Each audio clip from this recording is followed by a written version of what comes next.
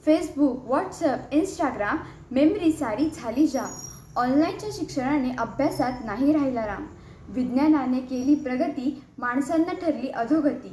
शिक्षणाच्या व्याख्या गुरुज्ञानात होत्या, अंधारातून प्रकाशाकडे जाणाऱ्या शब्दब्रह्माने मनावर त्या बिंबत होत्या. आज शिक्षक दिनाच्या पूर्वसंध्येला मी शांभवी संदीप शिंदे आपल्यासमोर बदलत्या शिक्षण व्यवस्थेविषयी माझे विचार स्पष्ट करणार आहे. माझा विषय आहे ऑनलाईन शिक्षणामुळे मोबाईलच्या अतिवापराचा धोका व दुष्परिणाम. छडी लागे छम छम, विद्या येई घम घम असे म्हणत आपण शाळेत प्रवेश केला. माझे म्हणाल तर मी गेली 10 वर्ष याच पद्धतीने शिक्षण घेतले. पण 2019 साली अखंड जगावर करोना या संकटाने अधिराज्य गाजवले.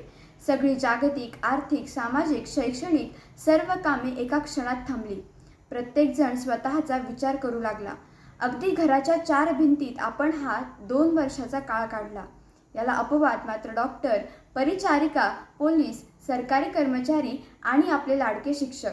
वैद्यकीय सुविधा, सुरक्षा ही अन्न, वस्त्र, निवारा इतकीच महत्त्वाची ठरली.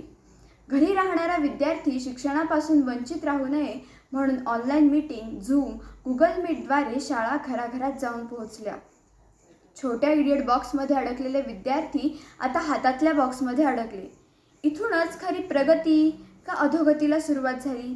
दिवसभर 4-4 तास ऑनलाईन क्लास, विविध विषयाचा, कलेचा, संगीताचा, वाद्याचा, विविध भाषा शिकण्याचा पेव मात्र वाढतच गेला.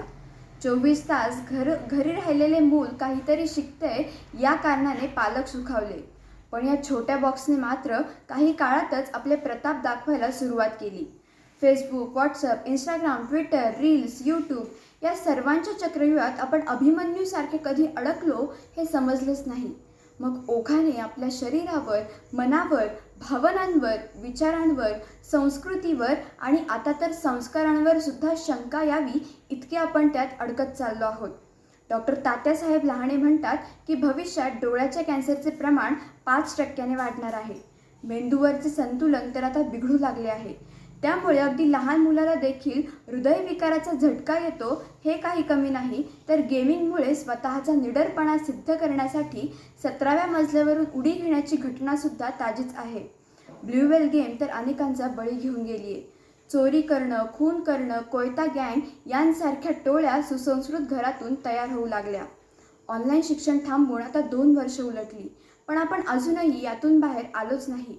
ऑनलाईनने ज्ञान दिले, पण शहाणपण मात्र कुठेतरी डिलीट केले. आई म्हणते की 2 वर्ष शिक्षण थांबले असते तरी चालले असते, पण आता मूल बिघडण्याची भीती आयुष्यभराचीच. समूहात, शाळेत, मित्रांबरोबर रमणारे आपण बंद खोलीत मोबाईलमध्ये अडकून बसलोय. प्रगती, गुणवत्ता सोडाच, पण आता पास होणं सुद्धा अवघड झालंय. डोळे आणि कान हे तर यंत्रांशिवाय चालतच नाही. रात्रीची अस्वस्थ झोप, भूक न लागणे, नैराश्य, उदासीनता यांसारखे प्रश्न आता भेडसावू लागले आहेत. खेळ, मित्र, आईबाबांबरोबरचा संवाद सगळेच हरवले. एकाग्रता, संतुलन, समायोजन, संयम, समजूतदारपणा सगळेच नष्ट झाले. कराग्रे वसते लक्ष्मी असे म्हणत उठणारे आपण भारतीय लोक दिवस रात्र मोबाईल वसते हाती असे झालोय. पण आपल्याला यातून बाहेर पडणे गरजेचेच आहे. अभासी जगापेक्षा वास्तव जग खूप सुंदर आहे. आपल्याला त्याचा अनुभव घ्यायलाच हवा. मोकळेपणाने संवाद साधायला हवा. संसाधने वापराविषयी जागरूकता येऊन त्याचा योग्य प्रमाणात वापर व्हायला हवा. आपल्याला ही माध्यमं काही नवीन नाहीत आणि आपणही काही नवे ग्राहक नाही. त्यामुळे आता सुजाण होण्याची आणि सजग होऊन याचा वापर करण्याची वेळ आली आहे. जेव्हा आपण सकारात्मक विचार करू, सजग शहाणा वापर करू, तंत्रज्ञानाबरोबरचा समतोल राखून सहजीवनाचा विचार करू, तेव्हाच ही दुष्परिणामांची मालिका कुठेतरी कमी होईल असे मला वाटते. मोबाईल आहे ज्ञानाचे साधन, वापर करू जपून सर्वजण.